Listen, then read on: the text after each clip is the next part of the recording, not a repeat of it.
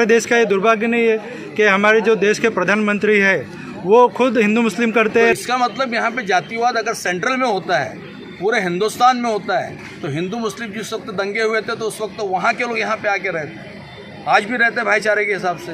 यहाँ पे जलसे, जुलूस, प्रोग्राम जो एक साथ में होते रहते हैं, तो उसके अंदर हमारे यहाँ पे इंशाल्लाह ऐसा कुछ नहीं है और ना ही होगा कभी।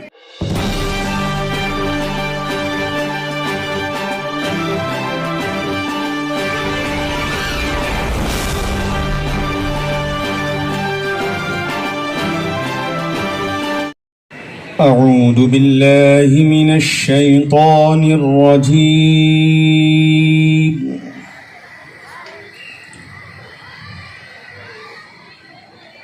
बिस्मिल्लाहिर रहमानिर रहीम।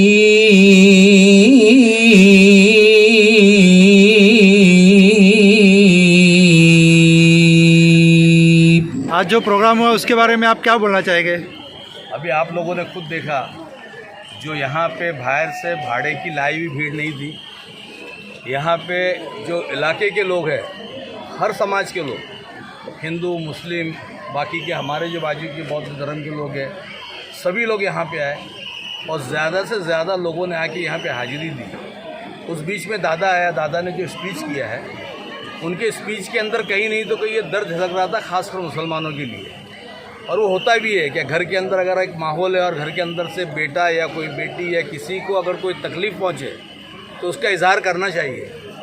तो इसीलिए मैंने दादा को जाते वक्त कहा कि भाई, मुसलमानों ने और यहाँ के लोगों ने 40 साल से अप्पा को बिन शर्त पाठिंबा दिया उसके कामों को देखकर। वो हमारे साथ में कॉलेज से था, उसके बाद भी मेरे साथ था, दादा अफीफ के साथ में है। यहाँ के लोगों के हर काम जो है उसने किया है, चाहे वो दरगाह हो, सजदागाह हो, बाकी की चीज़ें हो, प्रोग्राम्स हो, और सबसे पहले डेवलपमेंट की उसने बात की।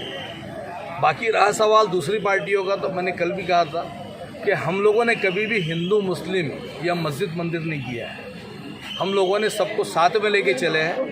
हम लोगों ने हर धर्म के लोगों के साथ में अपनी वफादारी निभाई है और यहाँ के हम लोगों के कॉलेज से लेके आज तक के हर धर्म के लोग हमारे साथ में चले हैं, अप्पा के साथ में चले हैं।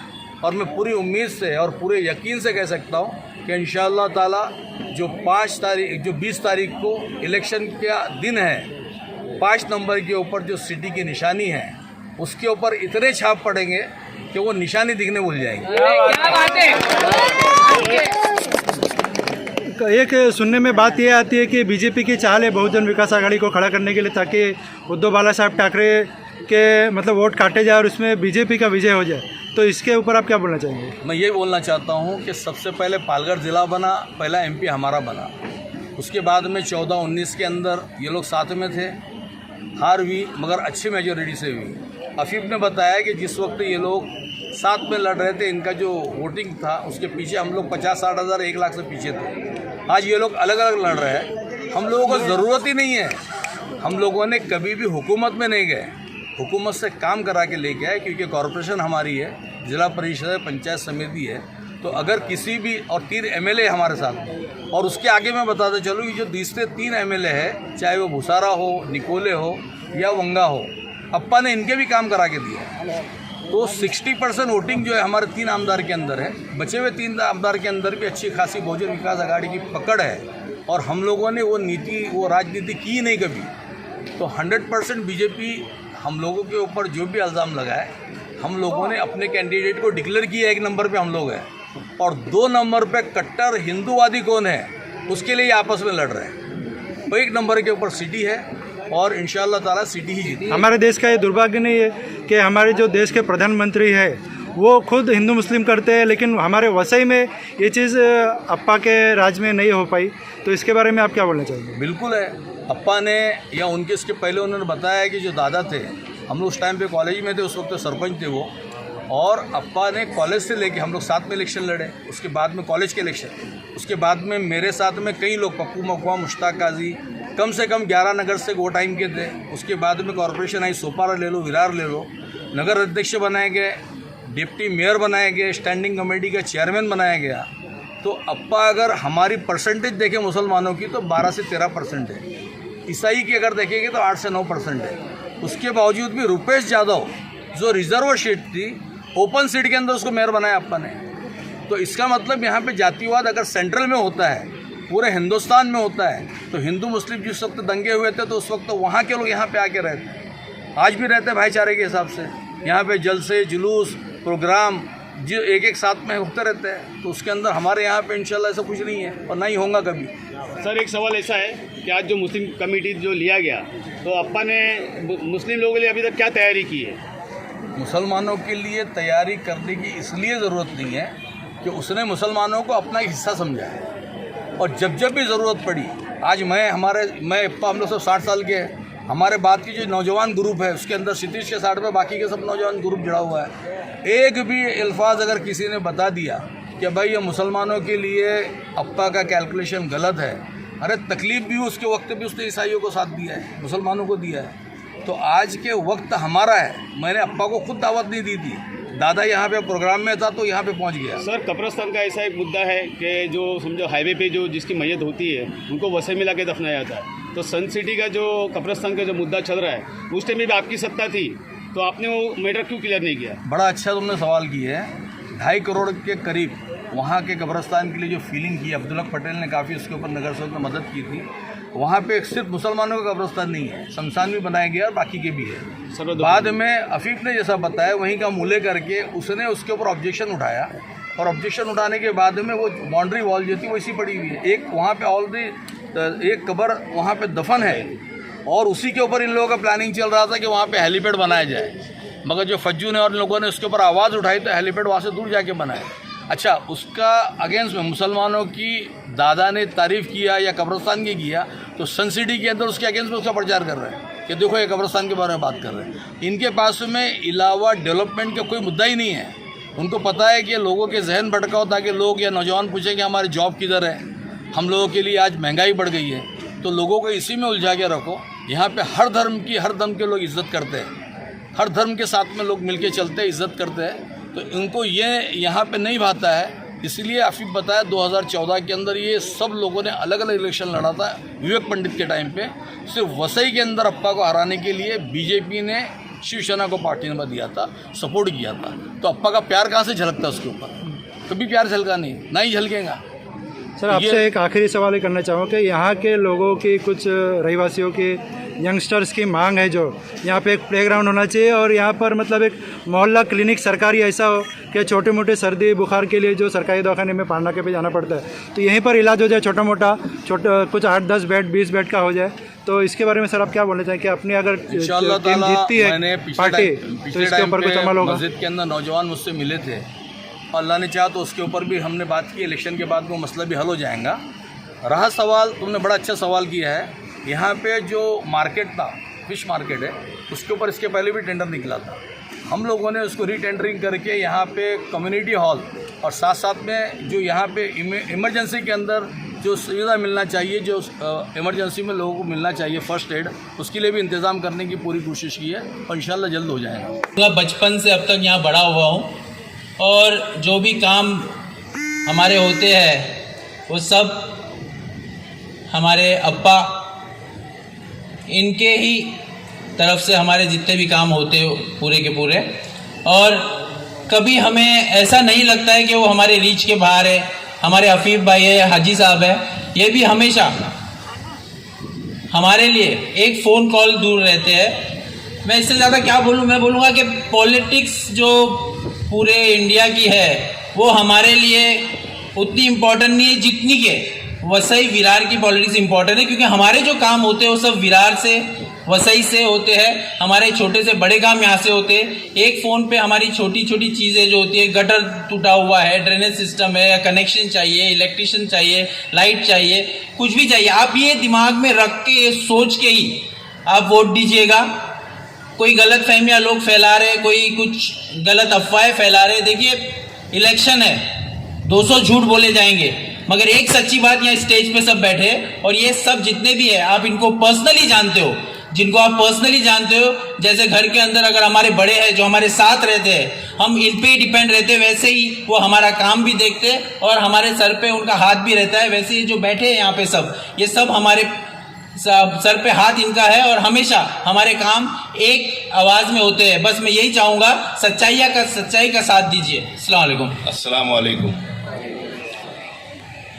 अभी अकील सर ने आप लोगों से गुजारिश की भी है और मैं भी आपसे यही कहूँगा कि जितने तमाम हजरात बैठे हैं और जो स्टेज पर हमारे बुज़ुर्ग हैं या शायद हम उम्र ही है, मैं उन सब का शुक्र अदा करता हूँ।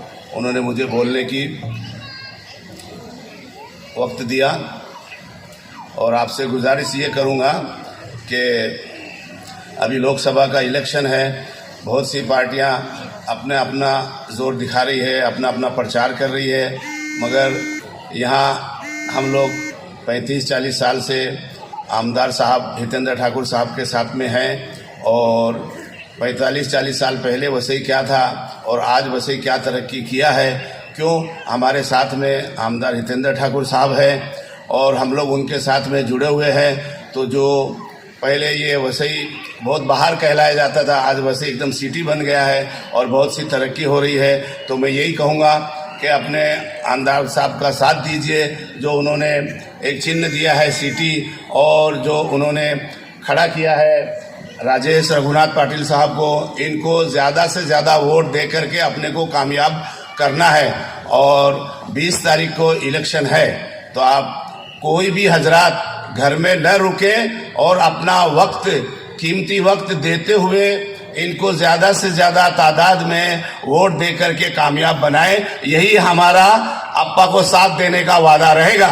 और आप सब एक ही पार्टी के लिए यहाँ पर मौजूद हुए हैं।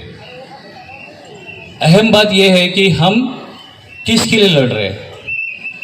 सेल्फ डेवलपमेंट, खुद की तरक्की के लिए लड़ रहे हैं। सही बात है भाई बहनों, बेशक, क्योंकि आज तक जो हमने देखा है वसई विरार लॉबी के अंदर जो डेवलपमेंट अप्पा के मार्गदर्शन के अंदर हमारे 3 आमदार जनाब हितेंद्र ठाकुर साहब है, क्षितिज दादा है, राजेश पाटिल साहब है, उन्होंने जो प्रोग्रेसिव ग्रोथ दिया है वसई विरार लॉबी के लिए, ये काबिल तारीफ है। और हमारे कोलीवाड़ा एरिया के लिए, कोलीवाड़ा, मूसागली, पिंजारवाड़ा, इसका सबसे बड़ा हकदार जो तरक्की के लेवल पे है या जो काम होते हैं हमारे पर, तो इसका सबसे बड़ा क्रेडिट तो हमारे माननीय महापौर साहब प्रवीण शेट्टी साहब यहाँ पर बैठे हुए, हम उनका भी बहुत बहुत शुक्रिया अदा करते हैं कि उन्होंने हमें काम बढ़ाने के लिए, उनका भी हम तहे दिल से शुक्रिया अदा करते हैं। दूसरी बात अहम यह है कि हम एक सिंगल पार्टी बहुजन विकास आघाड़ी किससे लड़ रही है? बीजेपी और इंडिया अलायंस, जो आज की तारीख में सेंटर के अंदर सबसे टॉप मोस्ट स्ट्रांग पार्टी से लड़ रही है। ये हिम्मत है, ये दाद है कि हमारे अप्पा सिंगल हैंडेड आदमी एक इस लड़ाई को लड़ रहा है। और किस बुनियाद पे लड़ रहा है? हम सब कार्यकर्ताओं के बुनियाद पे लड़ रहा है। ये काबिल तारीफ है और ये उनका हक है कि वो अपने पर ट्रस्ट करते हैं। उसी ट्रस्ट को बरकरार रखते हुए हमें 20 तारीख को हमारे जो MP है, जो होने वाले हैं, ये तो मैं आज डिक्लेयर करता हूँ कि वो होने वाले हैं 100%, कोई सेकंड थॉट नहीं है, बट उनको बड़ी मार्जिन से जिताने का हक और जो ट्रस्ट बांधना है वो हमको पूरा करना है as a human being, as a कार्यकर्ता और एज अ नागरिक। तो आप तमाम हाजरीन से मैं गुजारिश करता हूँ कि 20 तारीख को सुबह 7 बजे से शाम के 6 बजे के बीच में आप खुद आपके रिश्तेदारों से, आपके दोस्त अहबाबों से बेझिझक होकर आगे बढ़े, अपने घर में से निकले और इस 5 नंबर जो बटन है राजेश पाटिल साहब का, सीटी की निशानी पे दबा के उनको न मुसलमान के बारे में सोचते थे, न सेकुलर हिंदू के बारे में सोचते थे। इनका एक आइडियोलॉजी था, उसी को लेकर ये चले 2019 तक। 2014 में इन लोगों ने बीजेपी के साथ में इलेक्शन लड़ा, 2019 के अंदर ये लोग ने बीजेपी का आमदार के इलेक्शन उनके साथ में लड़ा, खासदार के इलेक्शन उनके साथ में लड़ा। जब इनके अंदर पैदा हुआ, जब इनका डिस्प्यूट हुआ कि सीएम हमारा बनना चाहिए, उद्धव ठाकरे का सीएम हमारा बनना, तब इनका डिस्प्यूट हुआ वहाँ पे। तब ये लोग एनसीपी और कांग्रेस से साथ में आए। किसके लिए आए? पोस्ट के लिए आए। ध्यान में रखो, ये महाराष्ट्र के लिए नहीं आए, महाराष्ट्र की तरक्की के लिए नहीं आए। इन्होंने पोस्ट के लिए, इन्होंने जो है सीएम की पोस्ट लिया। ये आपको बता रहा हूँ मैं, उसके आगे और बताता हूँ। पहले भारतीय जनता पार्टी जो है अलग नाम था, 1980 में भारतीय जनता पार्टी बनी, इनके 2 आमदार थे बाद में। आज ये लोग अटल बिहारी वाजपेयी अडवाणी जी, ये दो इनके फाउंडर थे। अटल जी तो उनका इंतकाल हो गया, अडवाणी जी का हाल सब लोग को मालूम है कि आज उनको दरकिनार कर दिया गया है। ये पार्टी भी जो है ना आज सेकुलर नहीं है, जहाँ जहाँ वक्त मिलता है अलग अलग इलाके में ये लोग अलग अलग चीज़ें जो बयान करते हैं। बहुजन विकास आघाड़ी एक ऐसी पार्टी है जो सर्वधर्म सभी लोगों को, अमीर गरीब मुसलमान हिंदू सबको लेके साथ में चलती है। तो सभी लोग ये ध्यान रखें कि अपने को किसी की बातों में नहीं आना है, अपना ध्यान रखना है। अपने को इलेक्शन के जो कार्यकर्ता है उनसे भी गुजारिश है कि वो लोग भी ध्यान में रखें, जो लोगों के अंदर गलत फहमी पैदा हो गई है उसके बारे में लोगों को बताएं कि सही एक खासदार हमारा आएगा तो हमको वहाँ से फंड आएगा, हमारा जो तालुका है उसका डेवलपमेंट होगा।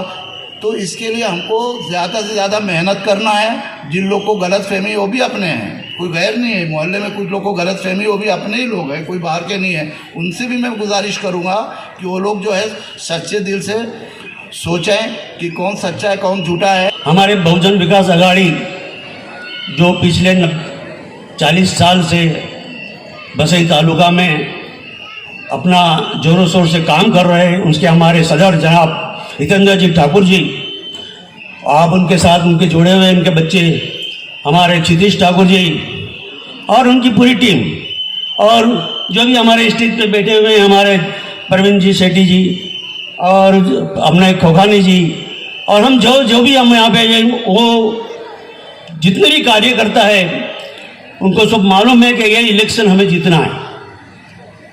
इलेक्शन इसलिए जीतना जरूरी है हमको कि हम 40 साल से हम एक ही पार्टी के साथ वफादारी के साथ रहे आज तक। हमको उस वफादारी से मुंह नहीं मोड़ना।